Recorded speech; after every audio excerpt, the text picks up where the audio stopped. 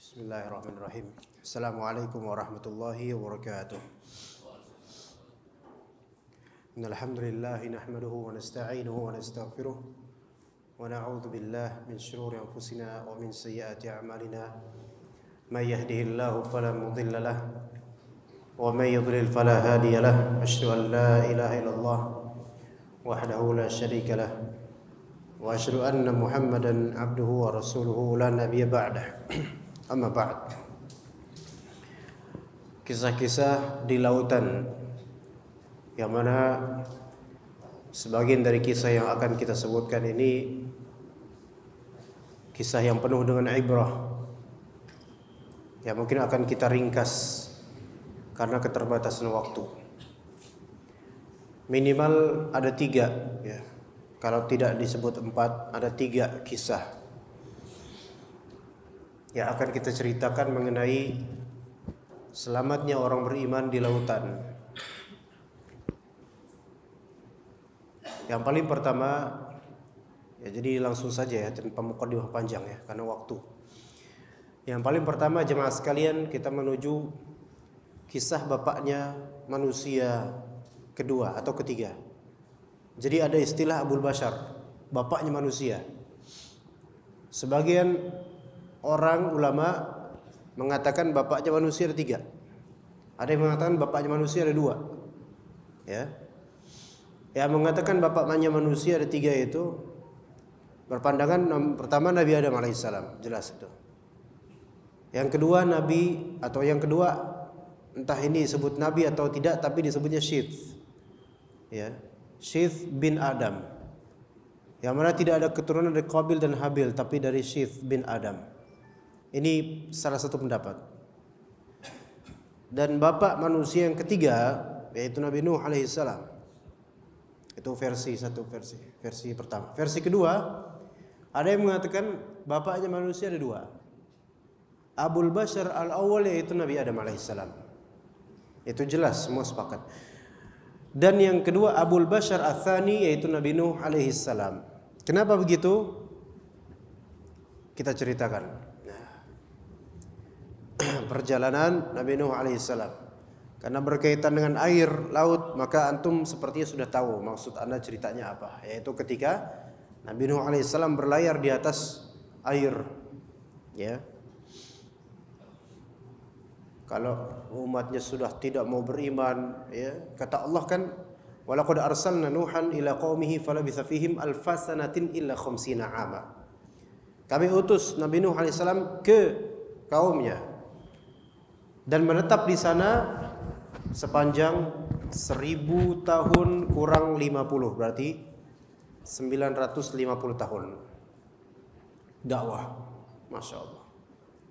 Tapi yang ikut sedikit, bahkan kebanyakan kufur kepada Allah Ta'ala, musyrik. Karena sudah terlalu bebal, maka Nabi Nuh alaihissalam doa. Nah, doanya Nabi Nuh, berdoanya Nabi Nuh alaihissalam dijawab oleh Allah. Doanya seorang nabi di surat Nuh, wa qala Nuhur Rabbi la tadhar 'alal ardi minal kafirin dayyara. Maka kata Nabi Nuh alaihissalam, ya Rabb, jangan engkau sisakan seorang pun dari orang kafir di bumi ini. Ya, matikan semuanya ya Allah, hancurkan saja semuanya Allah. Ini saking udah berlarut-larut dakwah dan tidak. Bayangkan ratusan tahun dakwah. Ya, begitu Pak ya. Kita satu malam aja nggak di rate WhatsAppnya udah mencak-mencak. Nah ini ratusan tahun dakwah tidak dijawab-jawab. Ya. Maka untuk menjawab doa tersebut Allah Ta'ala kemudian mewahyukan kepada Nabi Nuh alaihissalam di surat Hud, wasna'il fulka bi'ayunina wa wahyina. Ayo buatlah fulk, kapal besar, dengan pantauan dari kami dan wahyu dari kami.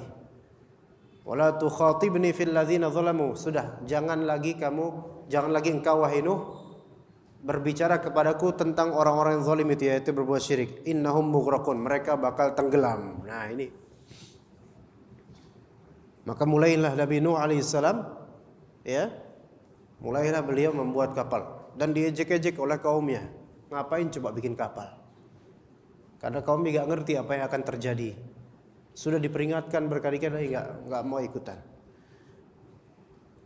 Maka di surat Hud berikutnya, di ayat-ayat berikutnya kata Allah Azza wa Jalla, hatta idza jaa amruna wa farat an-nur, ketika azab kami, perintah kami untuk terjadinya azab itu sudah datang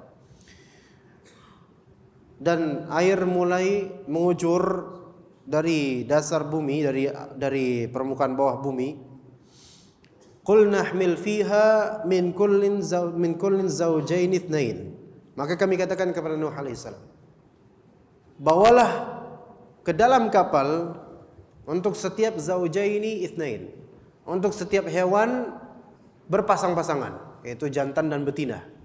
Ya, modal nih ya. Karena nanti bakal tenggelam ini semuanya nih. Ya. Kalau tenggelam semuanya nggak ada makhluk hidup lagi, khalas. Tenggelam semuanya nanti. Ya, dibawa itu binatang-binatang jantan betina berpasang-pasangan. Itu satu. Yang disuruh ajak ke kapal ada 3 pihak. Satu, binatang-binatang berpasang-pasangan supaya nanti kawin, ya. Kemudian beranak pinak nanti kalau udah selamat. Yang kedua, wa ahlaka illa man sabaqa alaihil qaul. Dan yang kedua, ahlaka, keluargamu, kecuali yang sudah berlaku kalimat Allah atasnya, itu yang kufur. Istrinya enggak mau ikut, enggak ikut, ya kan? Istri Nabi Nuh alaihissalam. Dan nanti ada satu anaknya itu enggak mau ikutan. Ya, jadi pihak kedua keluarga terdekat yang mau ikut Nabi Nuh alaihissalam. Dan pihak yang ketiga waman amana, dan orang-orang yang beriman. Para ulama berbeda pendapat tentang orang yang beriman ini berapa banyak nih. Ada yang mengatakan cuma 5, ada yang mengatakan sampai 80 dan seterusnya, Allah alam, enggak disebutkan. Tapi kata Allah Ta'ala, wa ma amana ma'ahu illa qalil. Tidaklah yang beriman terhadapnya kecuali sedikit. Masya Allah. Ratusan tahun dakwah cuma sedikit, ya. Kita kalau hadir ngaji aja cuma 5 orang, marahnya minta ampun kan. Lah ini ratusan tahun. Ya. Maka mulai itu terjadi banjir perlahan-lahan ya, mulai itu. Ketika di tengah banjiran, ya, wa nada Nuhun ibnahu, Nuh melihat salah satu dari anaknya. Maka Nabi Nuh alaihissalam pun memanggil anaknya, nak, gitu kan. Wa kada fi ma'zilin, ya, menyendiri itu anak, tidak ikut dengan kapal itu. Ya bunayya irkab ma'ana, wahai anakku sayang, ayo ikut bareng, ayo sama bapak. Wala takum ma'al kafirin, janganlah kamu bersama dengan orang-orang kafir itu, mereka bakal hancur. Di sini ditafsirkan oleh sebagian ulama, wallahu alam, seolah-olah apa? Nabi Nuh alaihissalam ketika itu tidak tahu kalau satu anaknya ini ternyata memang kufur kepada Allah. Tidak tahu, berhusnudzon pada anak ini. Nah, ayo ikutan, jangan sama mereka, gitu kan? Ya, dikiranya begitu, tapi ternyata apa kata anaknya tersebut? Qala sa'awi ila jabalin ya'simuni minal ma'. Dengan congkaknya, sombongnya anak tersebut bilang, enggak. Sa'awi ila jabal, saya bakal pergi ke sebuah gunung, ya'simuni minal ma', yang bakal menjaga saya dari air. Ya. Perhatikan, Pak. Menjaga saya dari air. Jadi kalau gunung kan tinggi ya. Saya bakal ke puncak gunung nanti, gampang lah. Udahlah, urus aja, Pak. Saya enggak mau ikutan. Maka kata Nabi Nuh alaihissalam, Nabi Nuh alaihissalam berkata, la 'asimal yauma min amrillahi illa man rahim. Tidak ada sekarang yang bisa membentengi di hari ini dari azab Allah kecuali yang Allah rahmati, yaitu yang ikut di kapal saya ini. Ya. Artinya apa? Artinya walaupun kamu ke puncak gunung, tetap aja kamu nggak bakal selamat dari ketenggelaman. Berarti artinya apa? Berarti bumi seluruhnya sampai gunung-gunungnya tenggelam air, Pak. Makanya dikatakan oleh para ulama, satu bumi ketika itu banjir, sampai puncak gunung pun kelelep. Ya, lihat sekarang kapal mana yang mampu untuk bertahan seperti itu, Pak? Satu bumi banjir, nggak menemukan tepian lagi. semuanya banjir, sampai gunung aja tak berpuncak dah. Gimana Pak? Luar biasanya Nabi Nuh bikin kapal tuh. Ya, Masya Allah. Luar biasa. Makanya dalam perintah Allah, wasna'il fulka bi'ayunina wa wahyina, karena bikin kapalnya Nabi Nuh itu bi'ayunina, dengan pantauan dari Allah dan wahyina, dan wahyu dari Allah. Makanya kapalnya luar biasa. Walaupun diejek sama kaumnya, ya. Kaumnya emang cuma bisa ngejek, ya. Nah, wahala bainahumal mauju fakana minal mughraqin. Akhirnya kemudian antara kapal Nabi Nuh dan anaknya ini yang sedang kesulitan mencari perlindungan, hala bainahuma al mauj. Akhirnya terpisahkan mereka berdua dengan adanya mauj, yaitu gelombang yang besar. Khalas. Jadilah salah satu anaknya ini tenggelam. Ya. Di perjalanan, Pak bayangkan Pak, berarti itu kapal Nabi Nuh alaihissalam. Ya, ini kapal beliau, pengikutnya, keluarga yang beriman, dan ternak-ternak yang jantan dan betina. Kapal, dan di bawahnya itu semua lautan. Sekarang kalau gunung tenggelam, berarti dasarnya itu seberapa dalam Pak? Mau nyari makan di mana sampean? Ayo. Luar biasa. Ya. Ini kejadian yang luar biasa Pak. Berarti makhluk-makhluk hidup ketika itu Allah Ta'ala mungkin Allah Ta'ala matikan, kecuali mungkin ikan-ikan, ya. Wallahu alam, Allah lebih tahu. Kemudian waqila, dikatakan sama Allah Ta'ala, Allah berkata, ya ardu bla'i ma'aka, wahai bumi ibla'i ma'aka, telanlah airmu. Ditelan kemudian air tersebut. Wa ya sama aqli'i, wahai langit stop, berhenti hujan. Ya. Wa ghidhal ma'u wa qudiyal amru wastawat 'alal judi. Maka mulai air surut, selesai perkara, dan akhirnya beristiwa, yaitu kemudian berada di atas al-judi. Al-judi ini bukan nama lagu Pak, ya. Al-judi ini gunung. Gunung namanya al-judi, di daerah namanya Mausil. Kata sebagian ulama, ya. Coba lihat, selesai perkara nih. Dan jemaah sekalian, selamat akhirnya Nabi Nuh beserta kaumnya dan orang-orang beriman. Di surat As-Saffat ayat 76, kata Allah Azza wa Jalla, wa najjaynahu wa ahlahu minal karbil azim. Kami selamatkan dia, Nabi Nuh alaihissalam, wa ahlahu, dan keluarganya. Kalau di surat Al-Ankabut, fa'anjaynahu wa ashabas safinati, kami selamatkan dia dan ashabus safinah, yaitu orang-orang yang di atas safinah, di atas kapal, ya, dari musibah yang besar. Jadi banjirnya ini bukan banjir Ciliwung tok Pak, banjirnya satu bumi, ya. Ini terlepas antum meyakini flat earth atau bumi bulat atau bumi datar, itu terserah antum masing-masing. Tapi yang penting satu bumi Pak, jangan bertengkar di sini. Oh, nggak mungkin satu bumi banjir. Kalau misalnya bumi bulat, banjir tumpah dong ke bawah semua yang tinggi. Terserah dah, berantem aja sana, ya. Mau flat earth kayak mau enggak, pokoknya satu bumi kebanjiran. Nah, diselamatkan kemudian sama Allah, normal kembali hidup, beristiwa di atas judi, yaitu menambat di atas judi, di atas gunung bernama Al-Judi. Dan kata Allah Azza wa Jalla, wa ja'alna dzurriyyatahu humul baqin, dan kami jadikan keturunannya Nabi Nuh alaihissalam itu sebagai sisa. Artinya apa? Kata ulama ahli tafsir, pengikut Nabi Nuh alaihissalam kemudian wallahu alam terkena wabah, akhirnya bergelimpangan mati satu persatu dengan keimanan mereka. Yang ada sekarang tersisa tinggal Nabi Nuh dan anaknya, yang itulah kemudian disebut Nabi Nuh alaihissalam bapak manusia kedua. Itu sebabnya, ada dalilnya.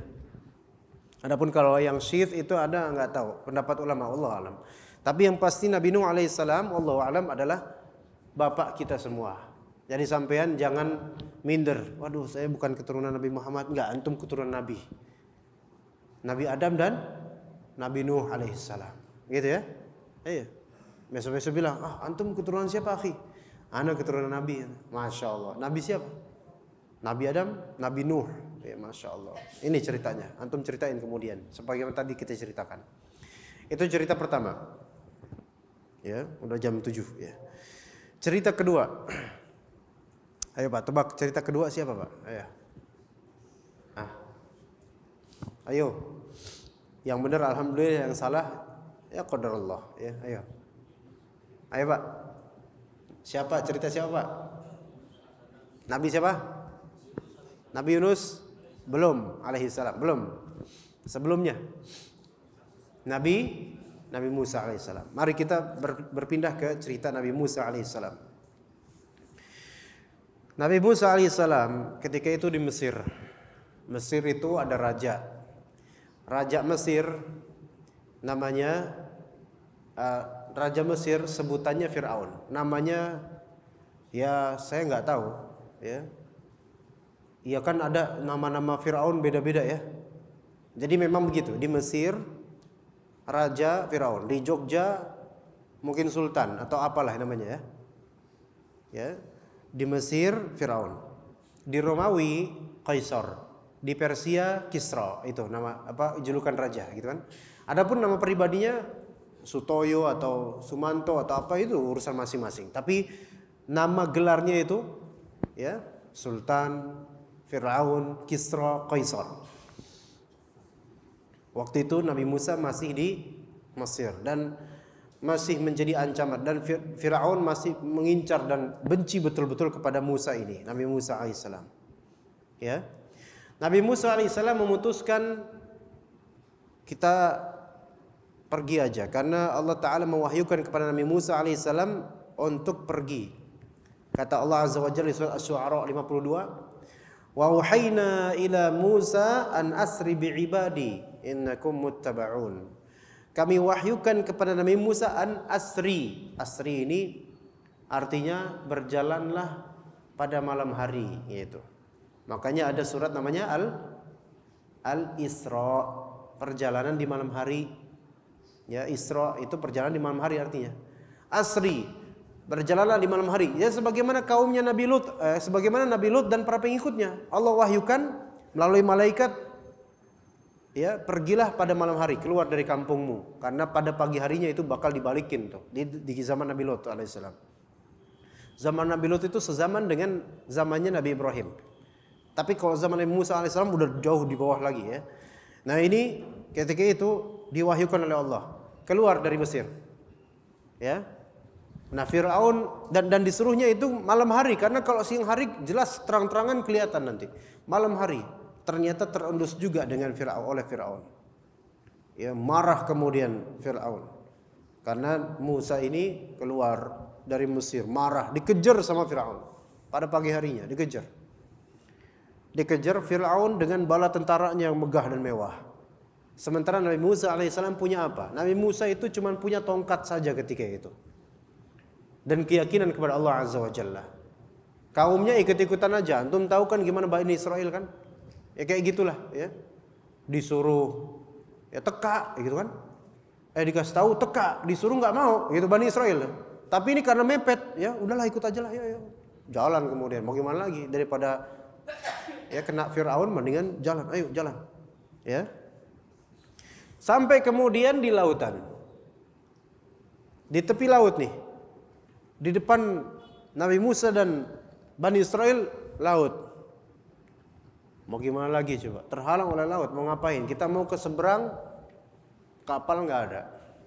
Berenang, nggak tahu waktu itu bisa berenang atau nggak tahu ya. Ya. Tapi kemudian falamma tara'al jam'an di surah Asy-Syu'ara. Akhirnya kedua kubu saling melihat. Siapa kubu siapa? Kubunya Nabi Musa, Bani Israel, dan Fir'aun sudah di belakang, kelihatan itu. Wah, Fir'aun datang. Qala ashabu Musa, maka teman-temannya Nabi Musa dari kalangan Bani Israel, pengikut Nabi Musa berkata, inna lamudrakun. Ya, apa arti inna lamudrakun? Kalau bahasa Jawanya, wes mutiar matio, ya. Iya, itu bahasa Jawanya. Wes mati aku, ya kan? Inna lamudrakun. Kita bakal kena ini, udahlah. Udah putus asa tuh kaumnya tuh, udah putus asa. Tapi ingat jemaah sekalian, di sini lihat contoh dari Nabi Musa alaihissalam untuk kita nih ya, dai dan orang yang berdakwah. Kalau ketika umat lagi stres, frustrasi, jangan dikomporin, dibuat tambah pusing, dibuat marah, jangan. Tapi ditengahin, tenang. Itu kan ini gimana Pak? Logikanya apa? Udah nggak ada jalan. Maju mundur salah, nyamping salah juga, gitu kan? Iya, nyamping juga nggak kemana-mana, ntar juga ketemu juga sama pasukan Firaun. Udah gitu perlengkapan nggak ada, Nabi Musa cuma punya tongkat. Ya mau gimana coba? Ya, udah tersudut betul-betul. Tapi kata Nabi Musa alaihissalam, qala kalla, tidak seperti yang kalian pikirkan. Inna ma'i Rabbi sayahdin. Masya Allah, kalimat luar biasa. Sesungguhnya bersamaku ada Rabbku yang akan memberiku petunjuk. Yakin banget itu Nabi Musa alaihissalam. Maka jemaah sekalian, kalau dalam kondisi sekarang ini kita harus yakin kepada Allah jemaah sekalian. Jangan menggantungkan harapan kepada makhluk begitu saja, kepada Allah Azza wa Jalla. Ya, walaupun kepepet, walaupun udah betul-betul secara logika kita nggak bakal menang, tapi kalau kita bersama Allah pasti dimenangkan dunia dan akhirat insyaallah. Maka kemudian akhirnya apa? Fa'auhayna ila Musa an idrib bi'asakal bahr. Maka kami wahyukan kepada Nabi Musa alaihissalam, pukul itu laut dengan tongkatmu. Itu pukul aja lautnya gitu. Fanfalaqa, terbelah lautnya. Ya, terbelah lautnya. Fakana kullu firqin qattaudil azim. Luar biasanya nih kalau kita tafsirkan ayat ini, laut terbelah. Dan wallahu alam terbelahnya bukan cuma satu terbelah gitu, jemaah sekalian. Wallahu alam ditafsirkan oleh sebagian ulama terbelahnya itu sampai 12 belahan. Yang setiap kaum Bani Israel itu kan ada kabilah-kabilah sub-race ya. Masuk ke kabilah masing-masing, mereka jalan. Wallahu alam gimana ya? Wallahu alam. Enggak kebayang karena enggak ada di zaman kita jemaah sekalian. Dan itu hal-hal yang jarang dan hanya itu aja terjadinya ketika itu. Sekarang antum mau mukul pakai tongkat sampai kapanpun nggak jadi. Yang keluar mungkin Nyi Roro Kidul kali. Itu nggak ada sekarang, nggak bisa. Ya, terjadi itu. Akhirnya pun Allah Taala kemudian berikan kemudahan itu dan dibuat daratan laut itu menjadi bisa dipijak oleh Nabi Musa dan Bani Israel untuk melewatinya. Dikejar kemudian fatba'ahum fir'aunu bijunudihi, maka Fir'aun dan pasukannya ngikutin masuk dan ketika dipukul laut itu dengan tongkat Nabi Musa alaihissalam, kata Allah Azza wa Jalla, di setiap belahan yang dibelah 12 itu, setiap belahan kataudil azim, seperti gunung yang besar. Artinya ya gede gitu. Jadi seperti gini nih ya. Air tuh tertahan gitu loh. Lewat. Ya, ini bukan dongeng, beneran, bukan film, beneran ini dalam Al-Qur'an. Diikutin sama Firaun. Tuh lihat, Firaun dan bala tentara ngeliat kayak gitu bukannya beriman. Itu kan udah jelas-jelas ini. Kok bisa Nabi Musa pakai tongkat? Kita nggak bisa apa-apa, cuman perlengkapan lengkap tapi nggak bisa sebegitunya. Diikuti sampai masuk ke celah-celah lautan itu, masya Allah. Tapi kemudian untuk kalangan Fir'aun dan pasukannya, faghashiyahum minal yammi ma ghashiyahum. Maka Allah gulungkan ombak-ombak itu ke pasukan Fir'aun. Yang Bani Israel dan kawan dan Nabi Musa alaihissalam lolos, kalangan Fir'aun udah tenggelam tuh, terombang-ambing kemudian mati mereka. Ya. Dan jeleknya jemaah sekalian, ngerinya ketika sudah di dalam lautan terazab itu terombang-ambing, Fir'aun di situ baru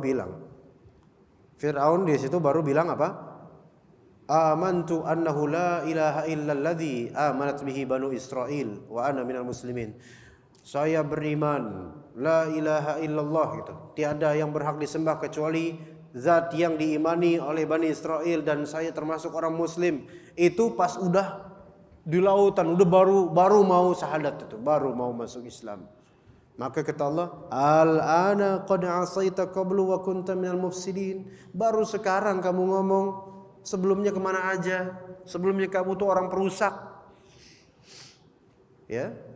Maka kata Allah, "Fal yauma nunajjika bi badanika litakuna liman khalfaka ayah."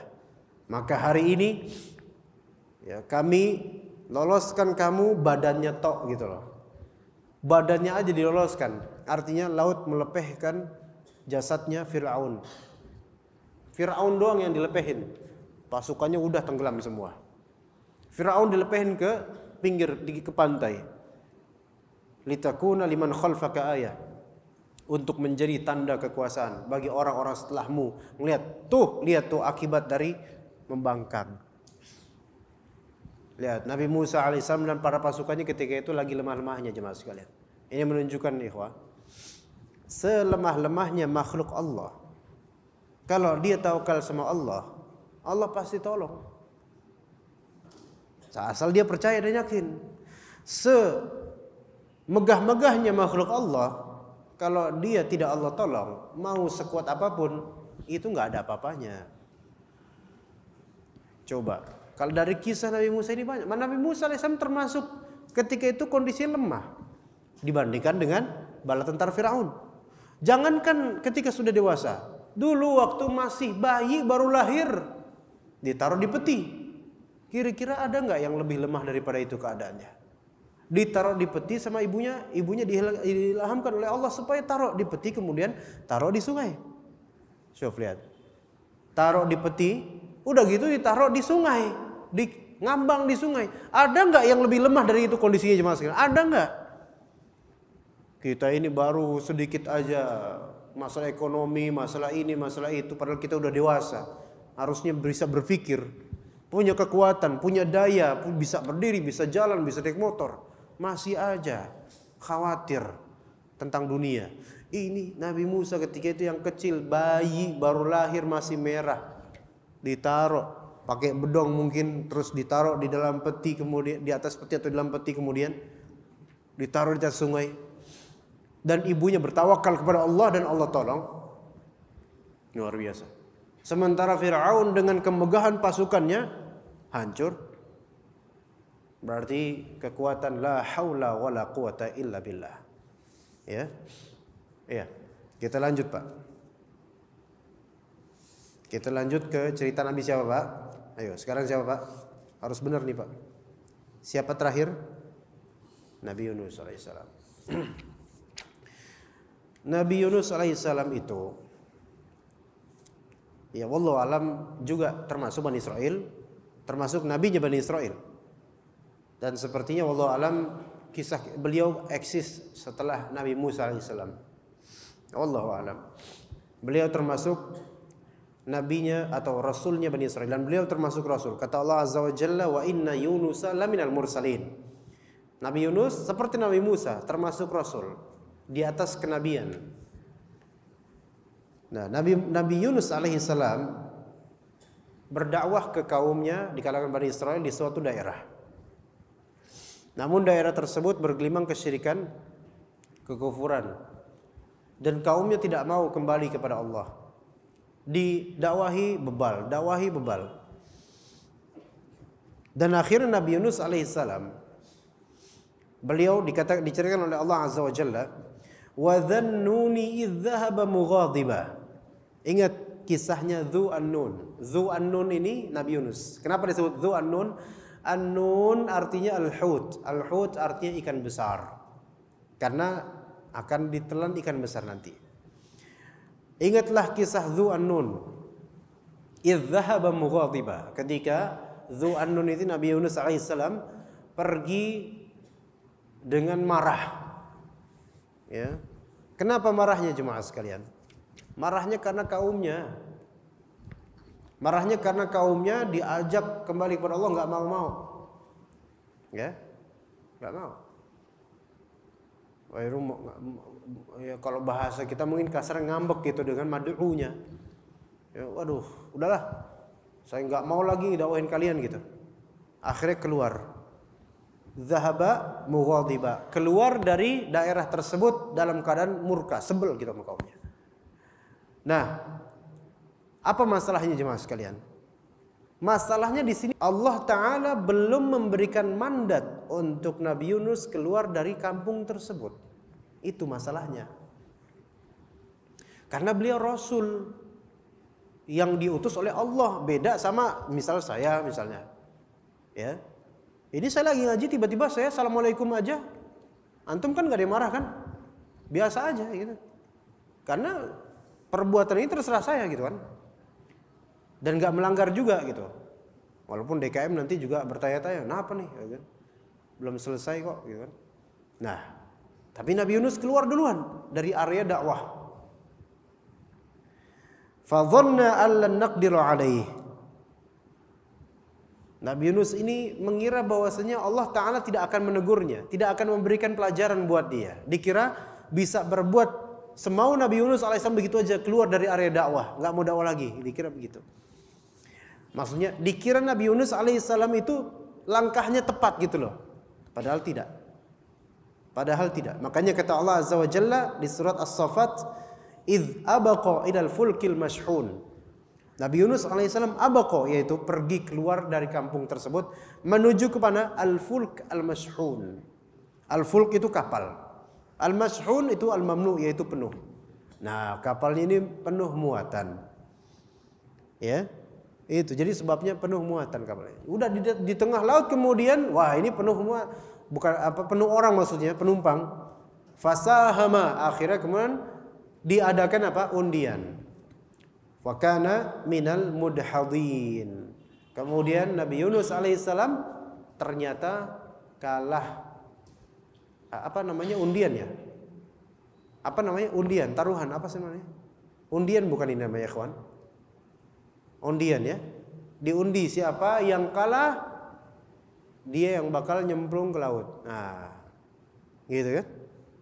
Maka kata para ulama ternyata kata Allah Ta'ala dia termasuk orang yang kalah. Jadi dia kalah undian. Dia akhirnya apa?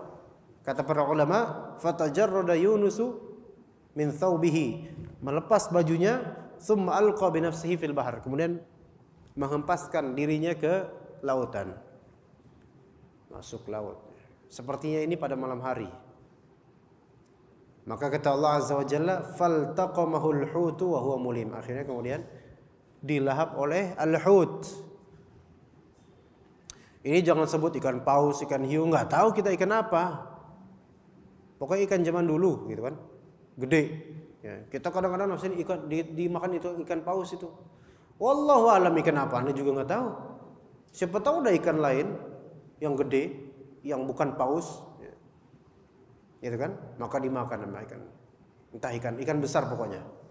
Nah, dimakan oleh ikan itu dan nggak mati di dalamnya. Allah lindungi masih, Allah pelihara.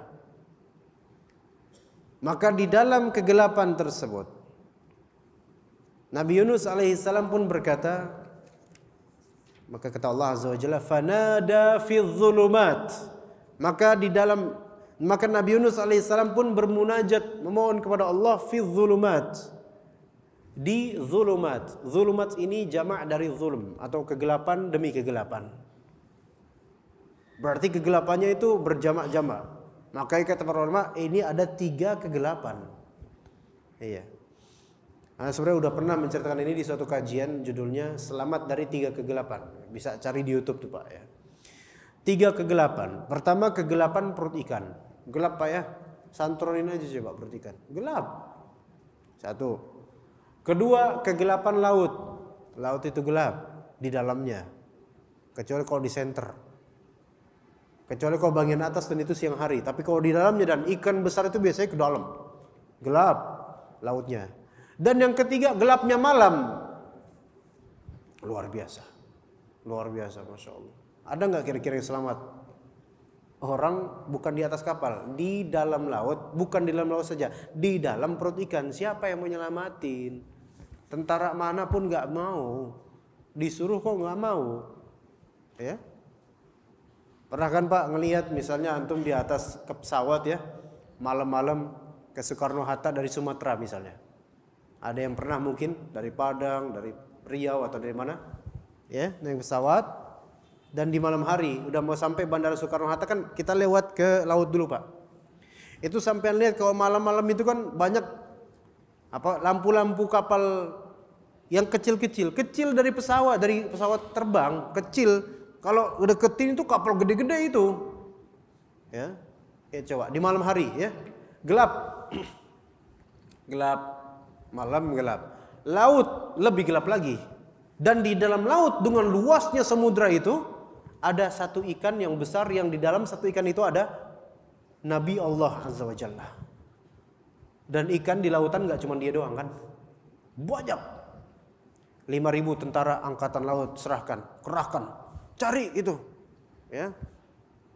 Itu ada Pak Ustadz tuh kemakan sama ikan.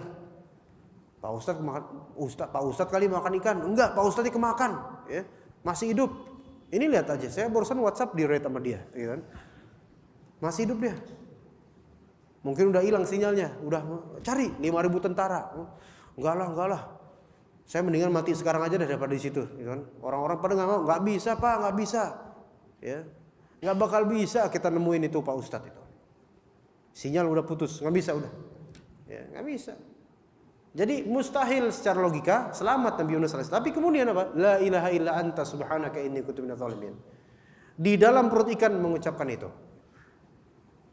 Dan karena mengucapkan itu dan karena rahmat Allah Azza wa Jalla, maka Allah Subhanahu wa taala kemudian loloskan akhirnya nanti pada mungkin keesokan harinya dimuntahkannya lah ya Nabi Yunus alaihissalam oleh ikan itu dan sampai ke sebuah tepian pantai yang gersang. Dan luar biasanya itu ketika lagi gersang itu Nabi Yunus alaihissalam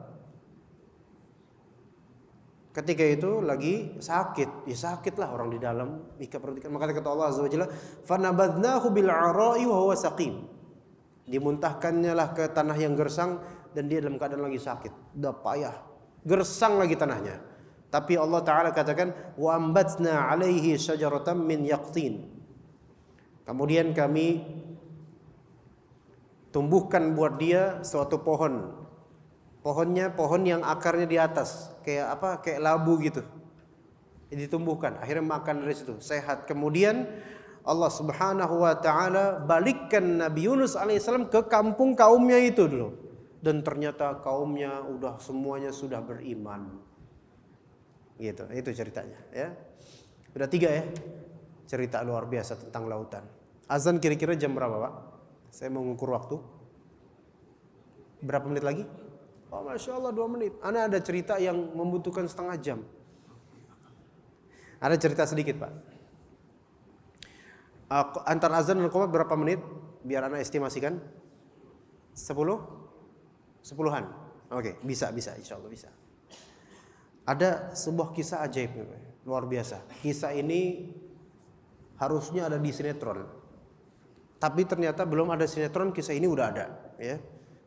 Kisah ini Anda dapatkan dalam kitab Zail Tabaqat Al-Hanabilah karya Ibnu Rajab Al-Hanbali, yaitu biografi ulama mazhab Hanbali ya, karya Ibnu Rajab Al-Hanbali. Ibnu Rajab ini ulama abad 8 Hijriah, sekarang 15 Hijriah.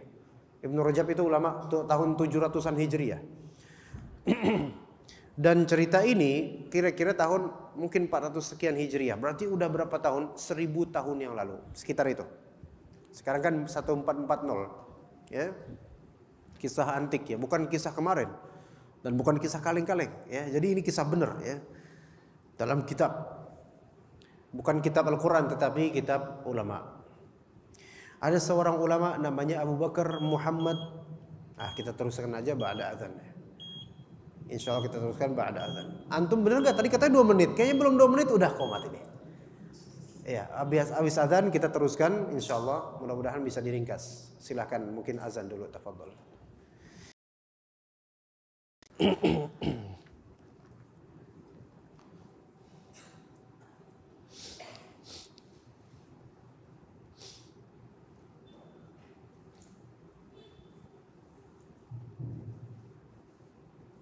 Allahu Akbar, Allahu Akbar, Allahu Akbar, Allahu Akbar,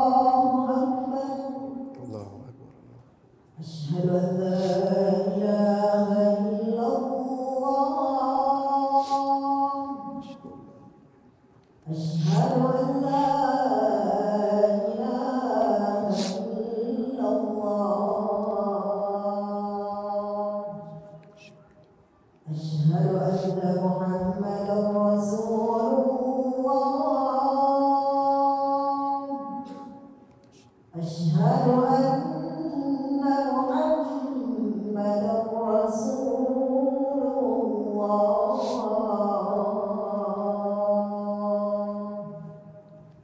حي على الصلاة حي على الصلاة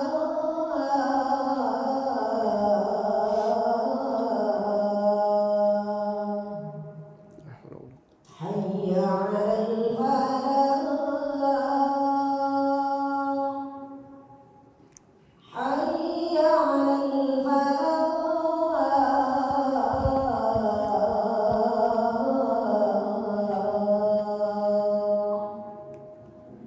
الله أكبر الله أكبر لا إله إلا الله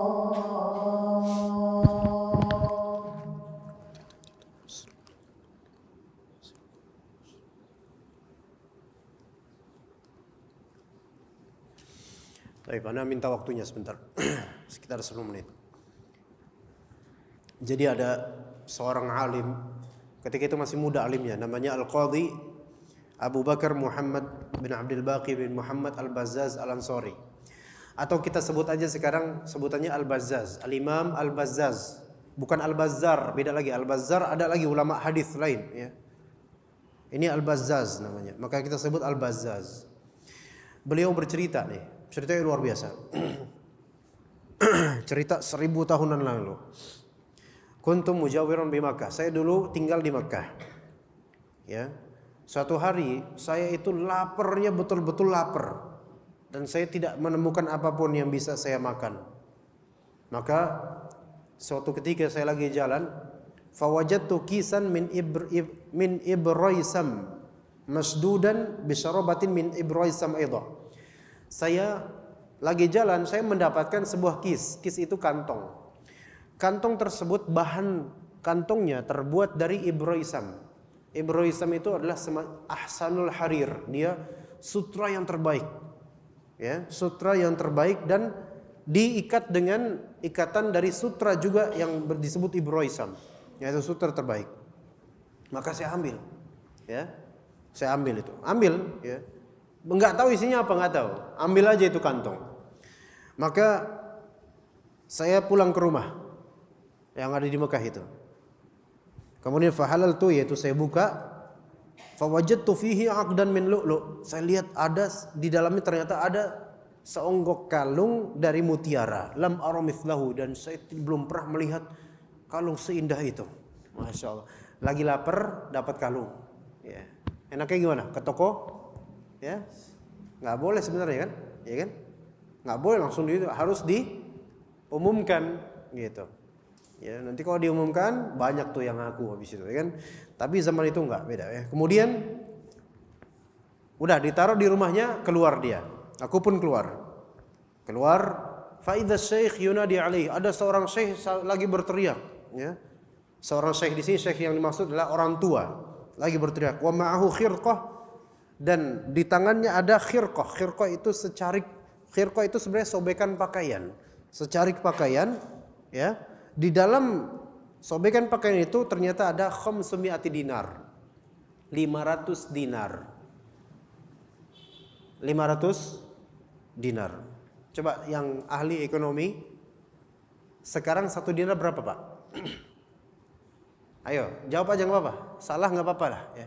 Yang penting benar. Hah? Tahu nggak Anda? 1 dinar 70.000. Yang bener aja antum. Dinar apa dulu ini? Enggak, 1 dinar. Dinar emang. Berapa, Pak? 2,6. Ini kita genapin 2,5 ya. 2,5 kali 500. Ya. Capek lagi tuh dihitungnya. Ya, ngitungnya aja capek. Ya. Berapa miliar? 1,25. Sekitar itu, anggap 1 miliaran lah. Ya, miliaran. 500 dinar, Masya Allah. Ya.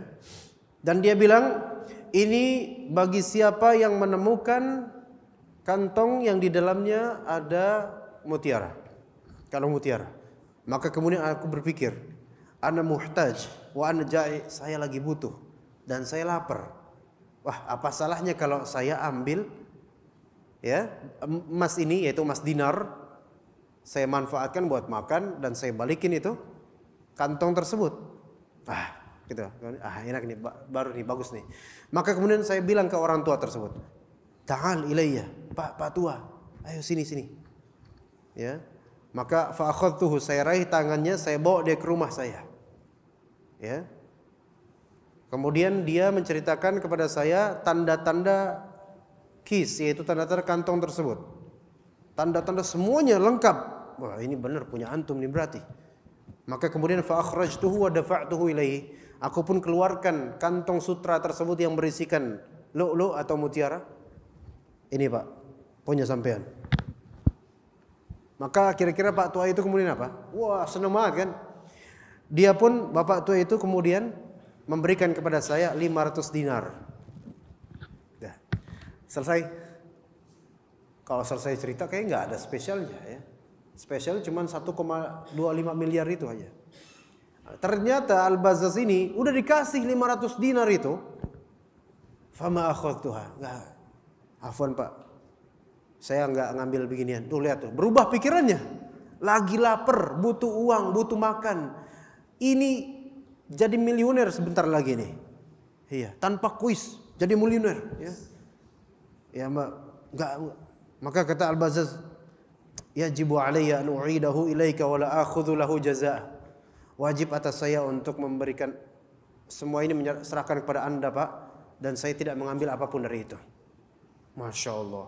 Dipaksa, la budda an ta'khudh, kata Pak tua itu. Enggak, kamu harus ambil. Ini ganjaran kebaikan kamu. Alaha alayya katsira. Betul, berulang-ulang dia ngomong gitu enggak. Saya enggak mau, Pak. Ya. Baik, akhirnya enggak jadi, enggak dapat. Ya, selang beberapa masa kemudian, ya masih hidup beliau, ya habis itu makan, enggak tahu pakai mungkin ngutang atau apa, enggak tahu. Ya pokoknya enggak diceritain di sini ya, seterusnya enggak diceritain ya. Tapi suatu ketika, suatu hari berikutnya, zaman berikutnya, kharajtu min Makkah, saya pun keluar dari Makkah. Wa raqibtul bahr, saya naik kapal laut. Nah, lagi-lagi tentang laut ya, karena itu ya hadis kita, yaitu kita membicarakan tentang laut. Ternyata di tengah perjalanan, di tengah laut, inkasarul markab wa ghariqan nas. Kapalnya kemudian karam, bocor, karam dan seterusnya, dan orang-orang pada tenggelam. Wa halakat amwaluhum, harta mereka kemudian dilenyapkan, ditelan lautan. Gimana cerita Al-Bazzaz? Mati nggak? Kalau mati selesai cerita, dan bahkan nggak ada cerita habis itu, ya kan? Tapi ternyata wasalimtu ana ala qit'atin minal markab. Saya pun selamat di atas sepotong kayu. Ini bukan Titanic Pak, bukan. Ya, jauh sebelum Titanic ada. Itu di lautan Pak, di atas potongan kayu gitu. Ya, selamat dia. Ya, fabaqitu muddatan fil bahri la adri aina adhab. Saya berlarut di dalam lautan itu, saya nggak tahu kemana, saya terombang-ambing bakal pergi. Masya Allah, luar biasa ya. Itu zaman dulu 1000 tahun lalu. Fawasaltu ila jaziratin fiha qaum. Akhirnya kemudian terdampar dia ke sebuah pantai.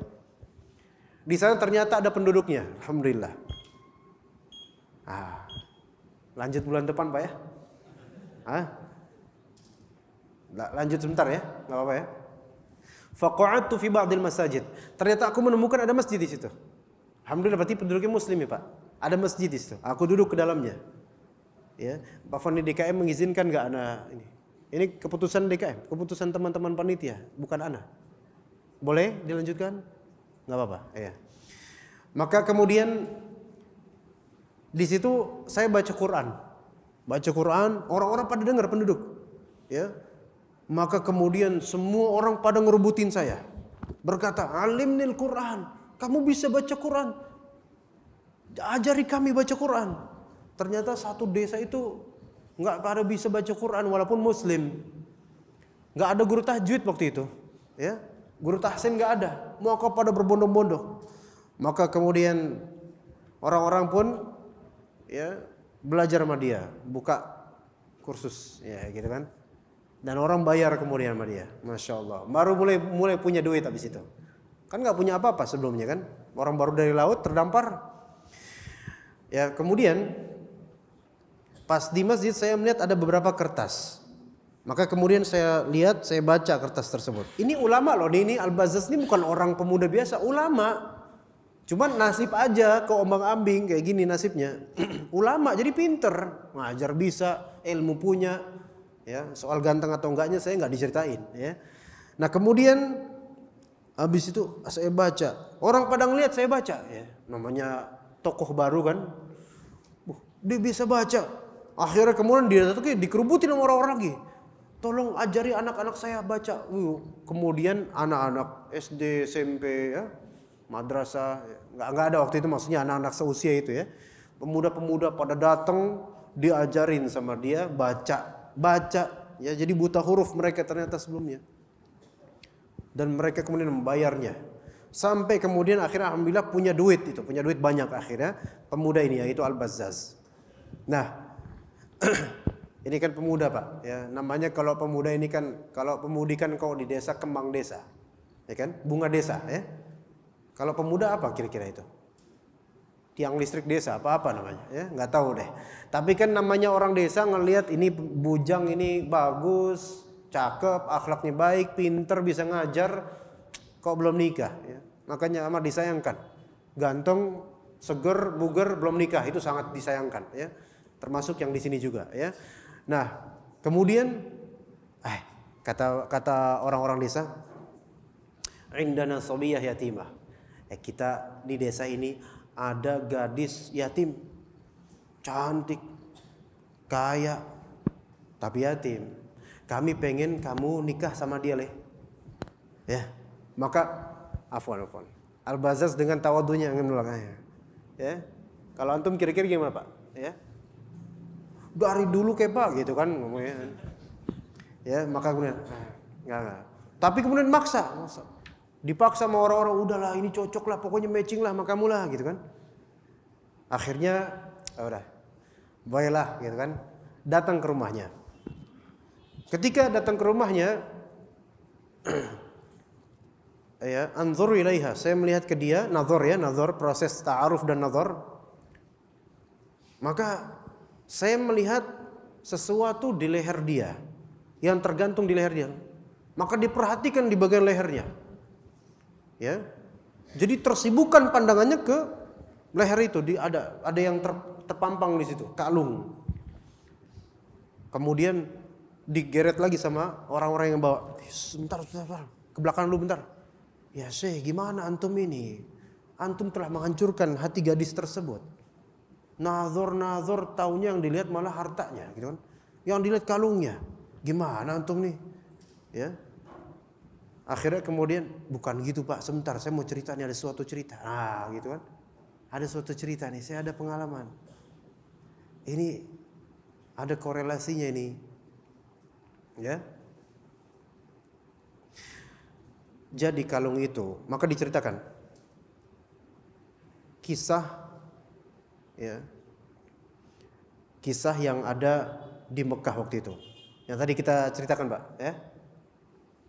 Yang ketemu dengan kantung terbuat dari sutra dan isinya kalung, dan ternyata itu kalungnya persis dengan kalung itu. Mendengar cerita itu, penduduk desa itu yang mendengarnya sarahu bitahlil wa takbir, langsung pada tahlilan. Iya, bukan tahlilan gimana? Allahu Akbar, la ilaha illallah, Allahu Akbar, pada takbir. Ya, garu-garu kepala ini Al-Bazzaz. Perasaan lebaran masih lama gitu kan. Kau udah tahlilan, udah takbiran, gimana? Allahu Akbar, teriak semua orang-orang itu. Allahu Akbar, pada cerita satu sama lain. Hatta balagha ila jami'i ahli jazir, sampai cerita itu langsung pesat ke semua penduduk di situ. Masya Allah. Maka aku bertanya, ma bikum? Ya, what's up with you? Ya, ada apa dengan kalian? Kalian kok aneh gitu? Kenapa saya cerita gitu doang? Maka kemudian kata mereka, dzalika syekh alladzi akhadha minkal ahd abu hadhihi as-sabiyah. Ya, paham enggak artinya? Makanya belajar, ya. Enggak ngerti kan? Itu yang kamu ceritakan, yang kamu ceritakan bapak tua yang kamu temui di Mekah itu, yang kamu kasih kantung sutra itu yang isinya adalah mutiara, kalung mutiara, itu adalah bapaknya gadis ini. Ya. Dulu waktu udah balik dari Mekah kemari, itu bapak gadis ini itu nggak henti-henti cerita tentang kamu. Kata dia, ma wajadtu fid dunya musliman illa hadzal ladzi radda alaihi hadzal aqd. Aku belum pernah ketemu seorang muslim yang lebih baik daripada yang mengembalikan kalung ini. Maka katanya dia selalu doa minta sama Allahumma jma' baini wa bainahu hatta uzawwijahu bibnati. Ya Allah, kumpulkanlah saya dengan pemuda tersebut yang di Mekah itu sampai saya bisa menikahkan putriku dengannya. Akhirnya terjadi. Udah kayak gitu, kira-kira kalau nggak jadi nikah gimana Pak? Nggak jadi sinetron, nggak jadi apa? Oh kayak gitu ya, udah saya nggak mau lah, saya ngambek lah. Ya nggak, pasti jadi nikah. Udah matching jodoh. Udah nikah, kemudian punya anak 2. Habis itu ternyata istrinya ini, yaitu gadis ini, setelah usia berapa wafat. Maka terwariskanlah kalung tersebut untuk saya dan kedua anak saya. Tapi kemudian kedua anak saya kemudian wafat. Maka akhirnya kalung tersebut terwariskan hanya untuk saya. Jadi kalung itu jadi milik siapa sekarang? Al-Bazzaz. Orang-orang yang dicintai sudah wafat. Kisah udah berlalu. Maka kemudian aku jual itu dengan mi'ata alfi dinar. Itu 100.000 dinar. Berapa Pak? 100.000 dinar. Tadi kalian berapa tuh? Satu dinar berapa tadi? 1.250.000? 1.500.000. 2.500.000 kali 100.000. Berapa Pak? Hah? 250 M. Allahul musta'an. Bangun pesantren, bangun, masya Allah. Wa hadzal mal alladzi tarawna ma'i min baqaya. Maka kamu lihat harta yang sekarang ada pada saya itu sisa dari perdagangan kalung yang bersejarah tersebut, ya. Tapi cukup sampai sini aja ceritanya. Jemaah udah banyak, ya nanti makin banyak makin repot urusannya, ya. Jadi cukup sampai sini aja. Ya terima kasih sudah mendengarkan. Jazakumullah khairul jazaa. Wa sallallahu ala nabiyina Muhammad wa ala alihi wa sahbihi ajma'in. Subhanakallahumma bihamdika asyhadu an la ilaha illa anta astaghfiruka wa atubu ilaik. Assalamualaikum warahmatullahi wabarakatuh.